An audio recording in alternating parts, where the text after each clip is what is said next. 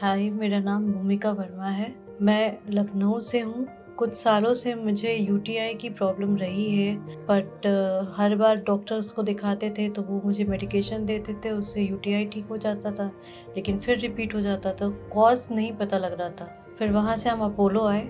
Apollo में हमने doctor Rajesh Taneja जी को दिखाया। तो ये मिसेस भूमिका हैं। इन्होंने काफ़ी सफ़र किया क्योंकि इनके पास बार-बार यूरिन में इन्फेक्शन होते रहता था और वो इस वजह से होता था कि ब्लैडर में से यूरिन वापस किडनी की तरफ चला जाता है। तो उसको हम टेक्निकली वेसाइको यूरेट्रिक रिफ्लक्स बोलते हैं। और सर इतने हम्बल थे, उन्होंने बहुत ही हम्बल और बहुत ही अच्छे से हमें समझाया कि नहीं, आप चिंता ना करें। ये ओपन सर्जरी के अलावा भी इसका एक और रास्ता है जो कि लैप्रोस्कोपी से हम कर सकते हैं, रोबोटिक सर्जरी से कर सकते हैं और आपकी ये प्रॉब्लम को हम सॉल्व कर सकते हैं। हमारे पास एक टेक्नोलॉजी है जिसको हम रोबोटिक सर्जरी बोलते हैं। उससे हम ऐसे तरीके से इस रिफ्लक्स की सर्जरी करते हैं कि ये उसमें स्टेंट भी नहीं पड़ता है और कोई बड़ा चीरा भी नहीं आता है।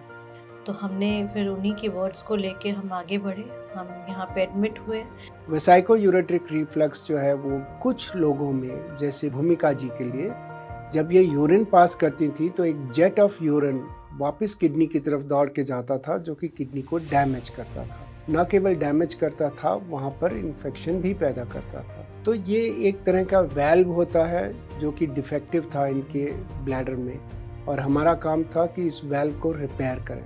तो हमने ये रिपेयर जो किया वो हमने रोबोटिक सर्जरी से किया और हमने कोई स्टेंट नहीं डाला और उसको हम टेक्निकली रोबोटिक डेट्रोसोग्राफी कहते हैं और वो हमारे लिए बहुत सक्सेसफुल हुआ। मेरा ऑपरेशन हुआ और उसके बाद से करीब 10 दिन हम हॉस्पिटल में ही थे।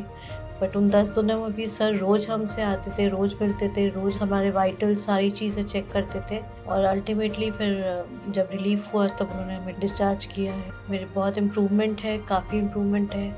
रिपोर्ट्स भी नॉर्मल आ रही हैं धीरे-धीरे। यहाँ के टीम मेंबर्स जितने भी स्टाफ हैं वो काफ़ी सपोर्टिंग नेचर के हैं और इसके लिए मैं सर को और अपोलो हॉस्पिटल के सारे टीम मेंबर को थैंक्स देना चाहता हूँ।